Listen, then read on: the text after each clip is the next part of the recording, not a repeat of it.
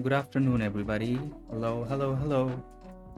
Hopefully, all of you are doing well. Hi, hello.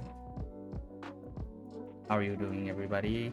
Hopefully, all of you are doing well by the grace of the Almighty. And I'm doing slightly better. It was pretty hot in the daytime, but now things have slightly cooled down, and I have been able to collect my thoughts. And after returning from the office, I've got most of my chores done. I have a little bit of afternoon snacks over here, which I'll try to eat after it actually kind of goes to room temperature. I put a sour yogurt and mixed a little bit of uh, condiments with it. But it was at a freezer, so now it is still yet to kind of melt down. I'm waiting for it to melt down, but it's still not happening that well. So yeah, in the meantime, we'll just go on with. I'm gonna go and share the screen. Today, I'm going to be studying by myself and also sometimes eating. So no more, not for the time being. For this stream, we're just going to go through the lessons in silence. Not in silence. You can enjoy the music in the background, but I'm gonna be muted. I'm gonna uh, work by myself. I'm gonna just check the screen and just study by myself. All of you can enjoy the music in the background, do your own chores. That's why this is a co-working stream. So yeah, let me show the weather of our place. Days with a temperature of 87 Fahrenheit, so 31 Celsius. Humidity is 76%. That is the problem. And yeah, it is what it is. I gotta just move on and keep on grinding with my work. So we will be getting an ad in less than a minute. But in the meantime, all of you enjoy the music in the background and work along with me. If you wanna study alongside me, the things I'm reading on screen, you can do so. If you wanna enjoy the music in the background, that is fine as well. So yeah, whatever you want to do. Live your best life. Do whatever you wanna do. It is up to you and your life, your rules, your choices. And thank you for being here. Thank you for supporting me in any shape or form. So yeah, take care, and I'm gonna see you soon. I'm gonna start the timer. Go on mute, and there is going to be an ad coming soon. So do stick around the ads, and at the meantime, I'm gonna go and start studying. So take care.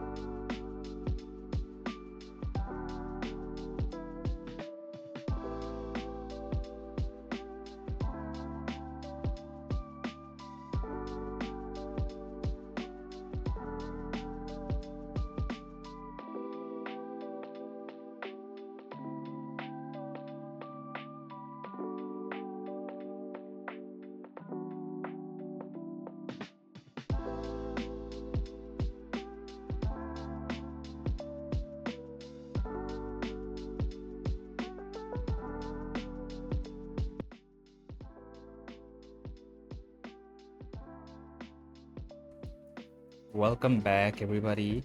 Thank you for staying with me on this focus session. There is still a little bit of time left, but I have already finished reading a few of these lessons, so that's why I'm gonna um, start talking before the timer even finishes. So yeah, I got done with 4 different argument writing. Argument writing, by the way, is the way you are given a certain situation and you have to both give for and against those, and then give a slight opinion in based off what you are writing in the argument, because you can lean one way or another, but you have to give the reasoning of both of those, and afterwards you can start giving more and more information about what you are trying to convey, and with that you can start giving out uh, whatever your opinion is. So yeah, at first I studied online banking opportunities and challenges. So it talks about that obviously uh, having digital transactions has helped us and enabled us to save lots of time and travel cost, transaction cost, waiting in line for longer periods in order to get our necessary banking uh, activities done. So it has made very, very smoother operations overall in our um, banking activities and banking services. But and also obviously financial inclusion in both rural and urban areas have become possible through the through the introduction of online banking, because all of the people have mobile phones which they can use for mobile financial services and banking services, which is why they do not have to physically go to a faraway places in at a bank branch in order to get their activities done. So yeah, and also online banking has transparency perks that makes them traceable in lots of recording and uh, uh, bank statement purposes. So yeah, but there are obviously, everything has pros and cons and challenges. So you can see that cybersecurity is one of the threats, because uh, if there are like different types of hackers that are trying to either expose different issues on banking transactions or leak lots of documents up after hacking them, or maybe they try to gain some sort of do some sort of financial exploitation, that would make very, very troublesome issue for all banks, or the banks that are concerned with this problem. uh, uh, if you look at the history, and if you look at different previous incidents in Bangladesh, you will learn about a thing called Sonali Bank, which had hackers kind of attack them, and they took millions and millions of dollars away from our country. They took a lot of money, but thankfully, while they were smuggling it out of the places in one certain country and through one certain bank names typing mistake, they actually those uh, uh, transactions got blocked.